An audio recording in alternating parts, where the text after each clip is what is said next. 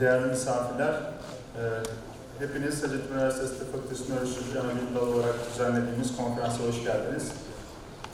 İyileştirmenin sanatı, nörovasküler tedavilerde işbirliği, nöroşirürji, radyoloji ve nöroloji başlıklı Harvard Tıp Fakültesinden değerli misafirimiz Profesör Doktor Aziz-Sultan'ın vereceği konuşmaya konuşma için hepinizi burada görmekten onur duyuyoruz. Birazdan başlayacak kendisinin konuşması. Ben birkaç kelimeyle kısa bir giriş yapmak istiyorum. Daha sonra sözü hocamıza bırakacağım. I would like to share some photos of us. Ben kendimi tanıtayım kısaca. Hocam Doktor Şahin Hamaloğlu, Hacettepe Üniversitesi Tıp Fakültesi Nöroşirürji Anabilim Dalı öğretim üyesiyim. Geçen sene bir yıl süresince hocamızın yanında Harvard'da Brigham Hospital'da serebrovasküler, endovasküler nöroşirürji ile ilgili bir yıl clinical fellowship yapma fırsatım oldu. Bu süre içerisinde çok güzel deneyimlerimiz oldu, çok şey öğrendik kendisinden.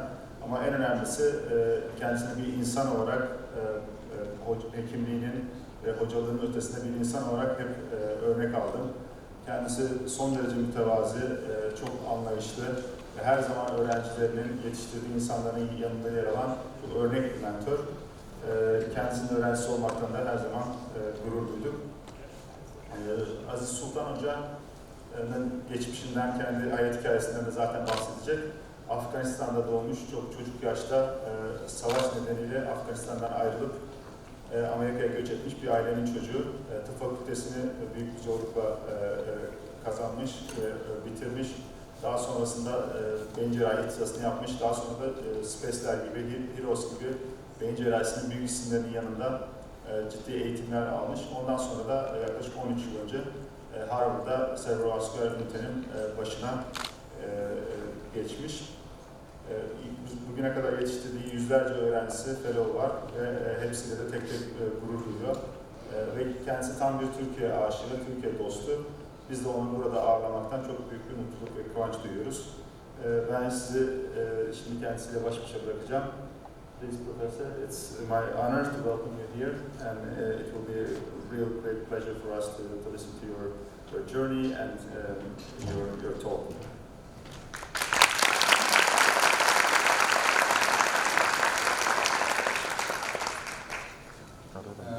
And hopefully it can resonate with the young people in the room, which is my main intention. It's not your typical medical lecture, so hopefully there's something you get out of it. The title is Art of Healing and How to Bring People Together. I've had a tremendous opportunity to visit Ankara, to visit the hospital, to meet some brothers that I had met before, and to see a very, very beautiful department that I'm very, very proud of to see. I also like to thank Shani, who came to Boston to teach me. As you can see in the picture, we're in the operating room, and he's explaining things to me. So a lot of these fellowships are mutual me learning from young people and hopefully imparting something to them. I come from what I considered a top medical institution from Harvard University, where Cushing, the father of microneurosurgery and neurosurgery in the U.S., came from. I originally am not from there. I'm nowhere near from there. I'm from a beautiful country of Afghanistan. This is where I was born and raised. Afghanistan is in the middle of the Silk Road, so there's all types of people of Greek descent, people of Turkish descent, and this cross-pollination of this country led to beautiful people that are completely ethnically different, but used to live in peace together. And this collaboration in different cultures and different ideas brought some of the most brilliant minds out of that region, to people that started medicine, philosophy, poetry. Now you look at those regions and you think they're filled with terrorists. But this is what war does. It takes beauty out of things. Afghans by nature are very hospitable people, like the Turks. You walk into an Afghan's house, they give you their food. They open their door. Their house is more yours than theirs. This is the culture, thousands of years of culture, of hospitality, of welcoming, of kindness, the same kindness you've shown me. I was born into a family of people who believed in sovereignty, people who believed in protecting one's country, and people who defended our country against the British, and were warriors. And at the end of those wars for sovereignty and independence, a small country like this fighting superpowers, we came to find some of my forefathers with the great Ataturk who pushed so much influence into our country. And a lot of the things that Turkey was doing was emulated by Afghanistan, by Manullah Khan, who came and learned and considered him a big brother and changed things. Those changes led to this. This is my mother and my father, both MD PhDs, because of the philosophies of education and science and empowerment that this beautiful country believes in, of equality, of access to everybody, of women's rights. This is what Afghanistan was in the 1970s. My mother was the first OBGYN MD PhD, and so was my father. After their education in Moscow, they came back to Afghanistan to work at a public hospital. All of my family before, as you saw, were politicians. My parents were compassionate human beings that believed in the right of everybody's health care. And within 6 months of coming back, the country was invaded by another superpower, this time the Soviet Union. 6 million, 2 million people killed, 6 million people fled the country. I was 6 years old at the time. And this is a painting that my father kept that I made. I remember the day of the invasion. I remember guns in the street. I remember my brother being lost in the streets. They just let everybody from school run home until he finally made it. 6 months after the war, we dressed like the good people of Afghanistan, the common people, and smuggled ourselves out of the country in the back of a pickup truck. And this is me at the age of 6.5 with my father, my aunt, and my older brother. As a child, all I could remember was the beauty of the sky in the deserts as you're escaping. Just millions and millions of peaceful stars. My only concern was the pajamas that I had, that they were going to fall. This is the only thing I was worried about. We made it through multiple checkpoints where you could get arrested or killed or robbed into Pakistan. And I remember in Pakistan, these amazing sodas they didn't have in Afghanistan. And then from Pakistan to Germany, where we lived in this small room, 4 of us, in a little motel. I remember my grandfather made it, and we would go to the markets where the Turks were. My grandfather loved Turkey. He spoke the language. He's trained in military here, and he would talk to them like brothers, people not in their homes.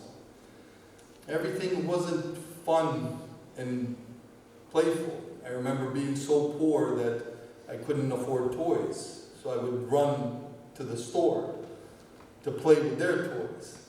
And the lady would throw us out, like we didn't mean anything, like I was less than human, like I didn't deserve something.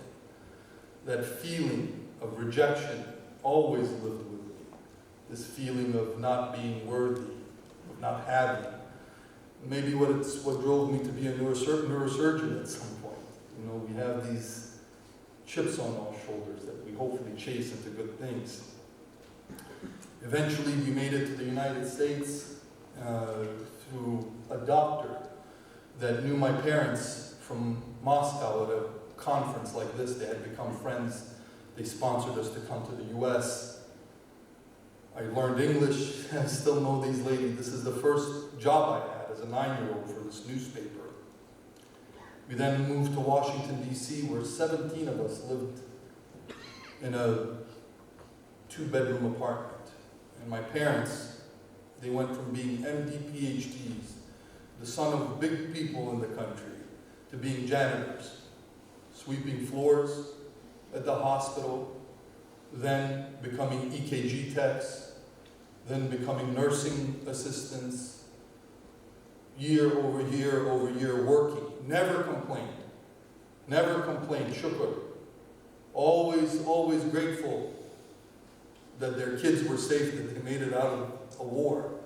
Never complained at all what happened to us. And that work ethic lived on with me. I became a little, when I was younger, got in other friends, and in the streets, and almost did not make it. I was a wild kid and got into trouble. And by the grace of God, I got into medical school by this man, George Washington University, Skip Williams. Skip Williams was the dean of admissions at the university. And when he saw my name, he said, "Was your father ever working in the ICU as the stocking person?" And I said, "Yes," and he gave me a chance. He gave me a small opening in a door. And I got through. And then by the grace of God, I was accepted into neurosurgery at the University of Miami, where I learned from Roberto Harros, from Jacques Morcos. These are luminaries in our field that were also people of heart, of kindness, of dedication and compassion for other people. Mustafa Bashkaya was my older brother. He was ahead of me in residency and took me like his little brother and taught me everything throughout, and always stands next to me and introduced me to Shining and so forth. I fell in love with medicine. It was my purpose. I dove in everything. I breathed, I lived, I loved it. I immersed myself. I worked and I worked and I worked and I found myself in some of the patients. I knew how it felt to be desperate, and it was good to be able to help people like that. Neurosurgery wasn't just surgery, it was academia. Roberto Harros would sit with us and teach us about all types of things, indications, patients. He would talk to us about the science of neurosurgery, about the science of medicine. He would tell us about the amazing people that he came in across. Ghazi Ashurgil, the father of microneurosurgery. These are all a big family. And this was an introduction into a new family for me. The most important thing I learned about from Dr. Harros wasn't surgery, wasn't science, but it was about humility and intellectual honesty. This man was the greatest neurosurgeon, but he would talk about his complications. He would talk about his failures so that other people, younger people, would learn from that and not make the same mistakes. At the time, he sent me to Robert Spetzler, who was another big name in cerebrovascular neurosurgery, to learn clipping. Surgical clipping is, as you can see, opening under the microscope thanks to Dr. Ashurgil, finding the aneurysm and eventually putting a clip across the neck of it. And at that time, we were in a war. Radiology, coiling against neurosurgery. Why are doctors in wars?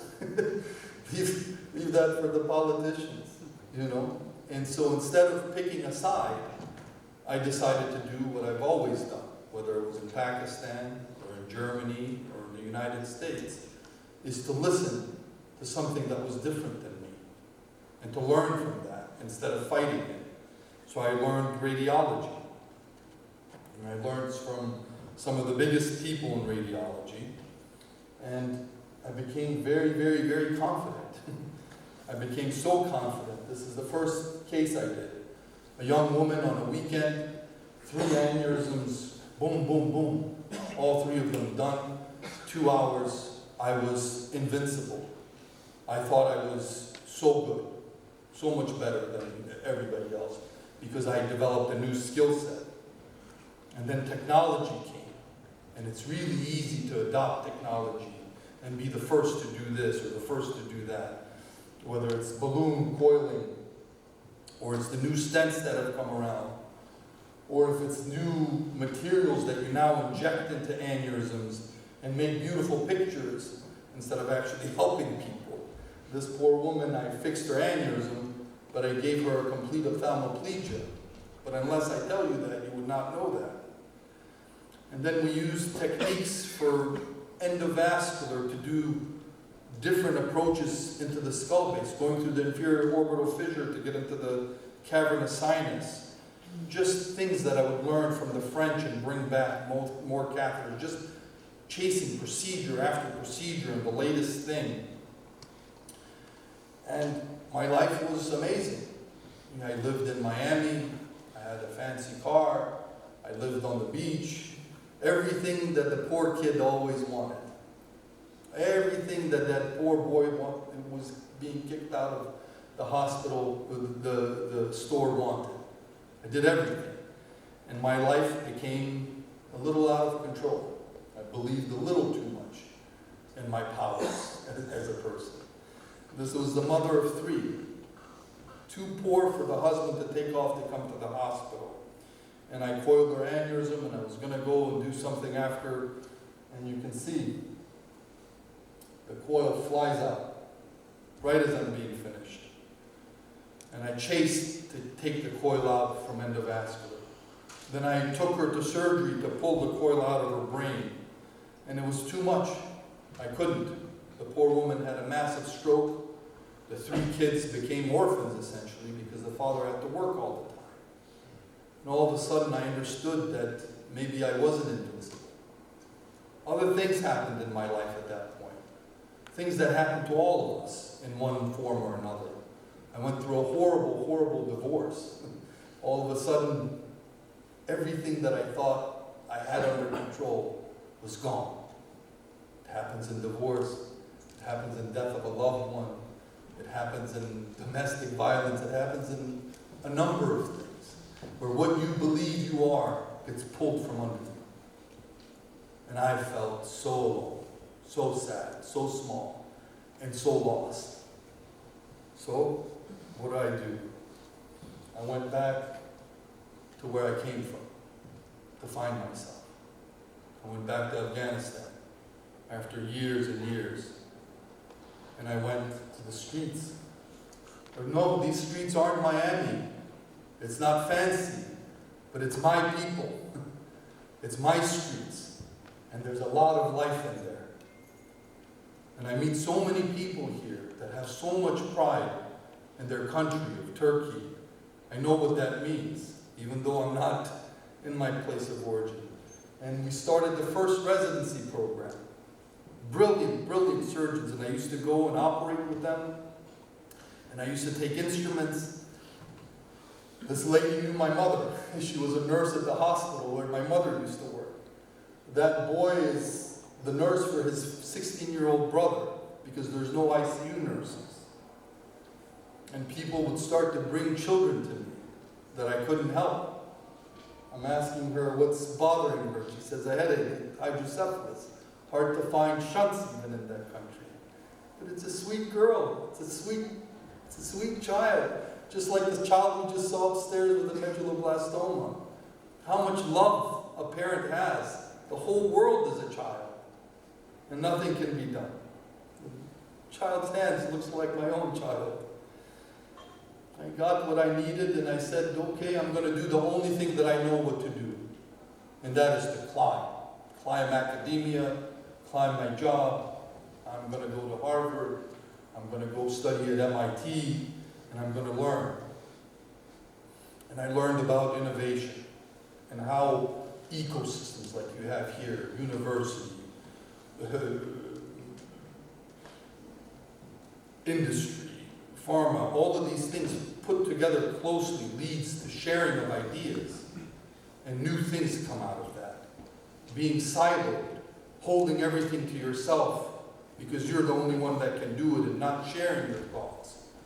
This doesn't lead to anything but self-gratification, which is limited.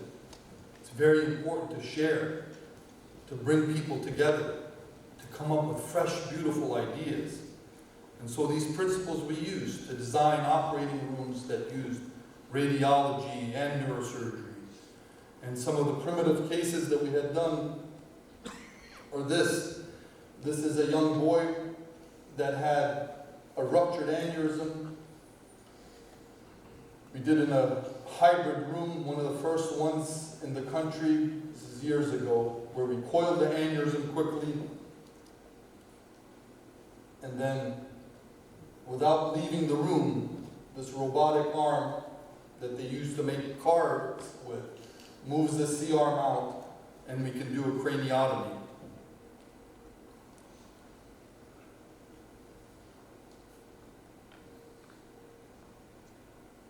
So just trying to put two different disciplines together. And the boy lived. This is another one, a radiology technique, helping neurosurgery. This is a CC fistula we couldn't access.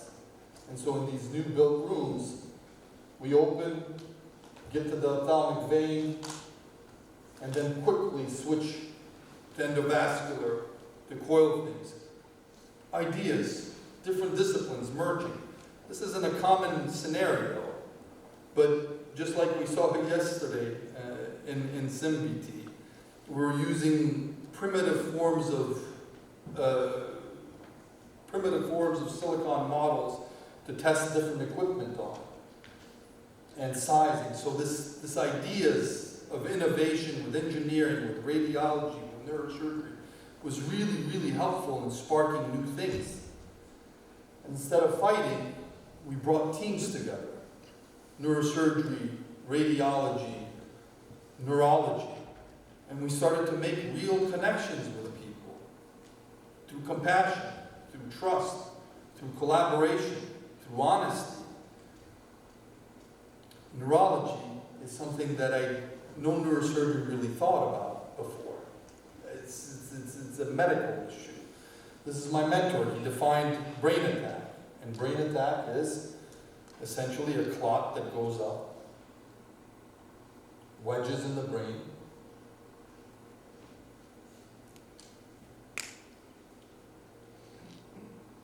and there are newer devices that you can actually pull these clots out. You deploy these stents, the stents go up, and you can pull these clots out. And they have amazing results. This is a patient that's 16 hours from a stroke. 16 hours. He can't speak, he can't move the right side of his body. Within 15 minutes, we're able to go up. He's not even intubated. We're able to use advanced imaging. You see he's even moving in the middle of the procedure. A couple of tries.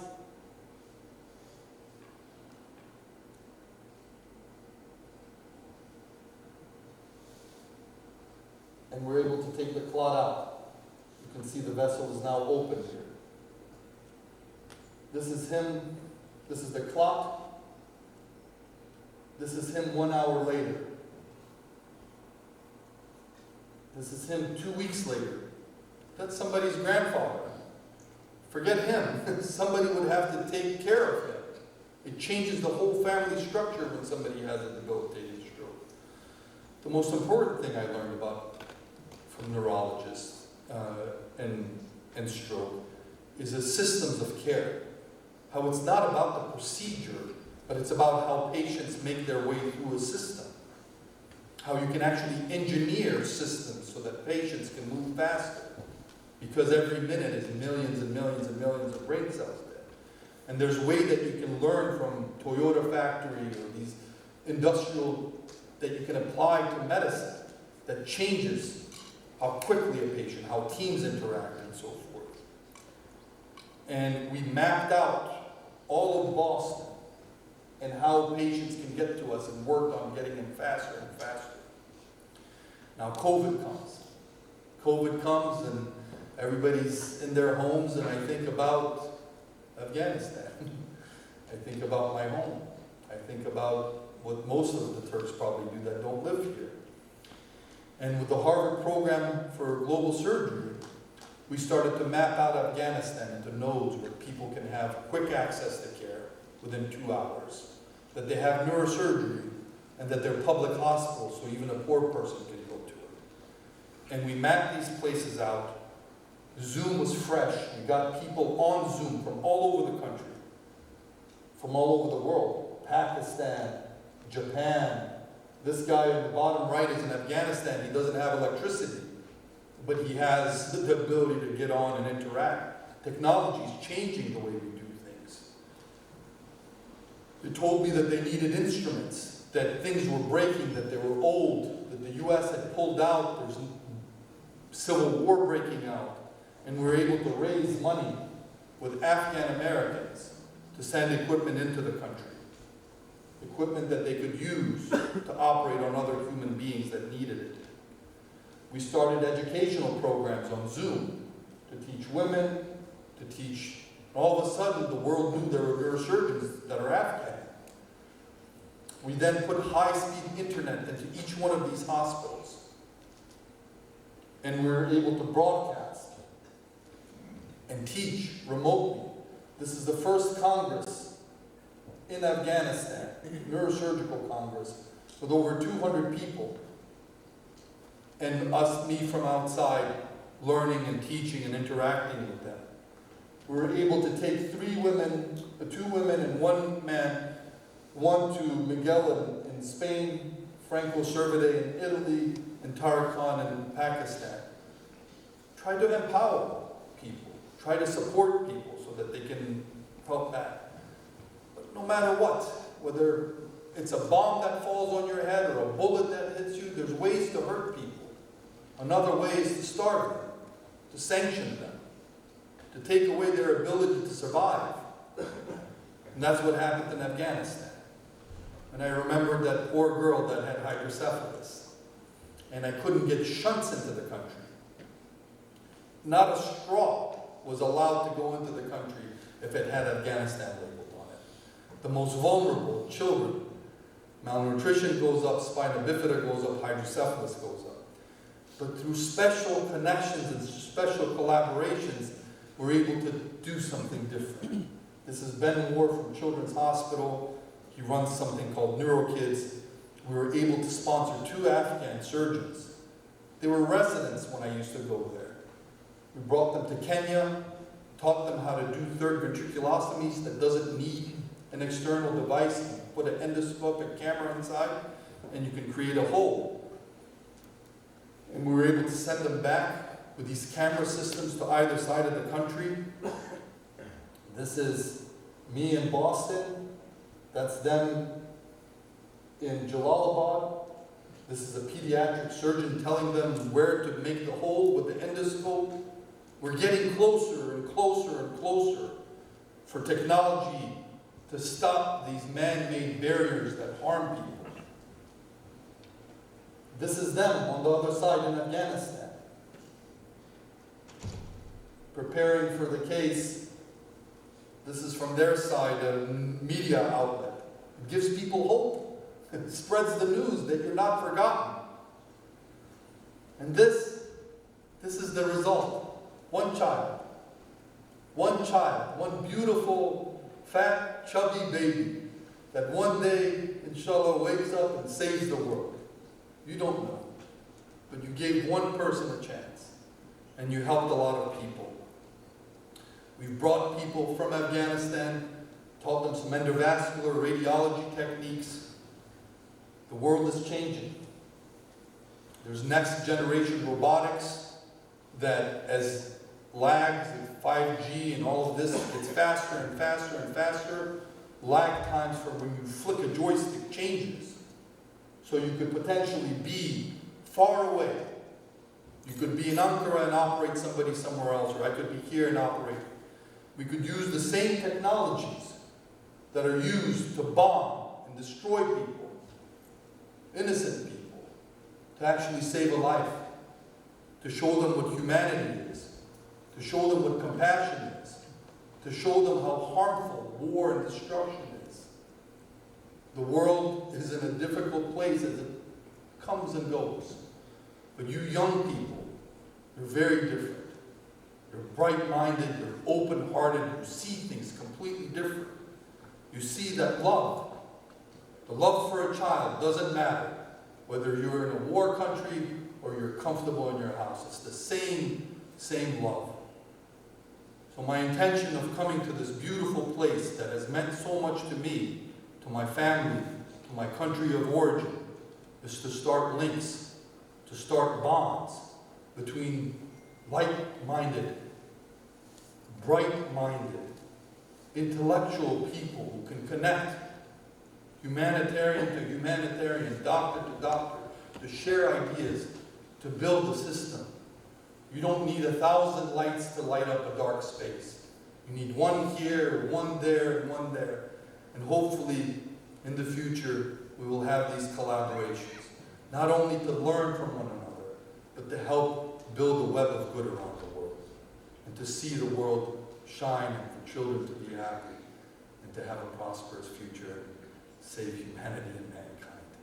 Thank you so much for inviting me here.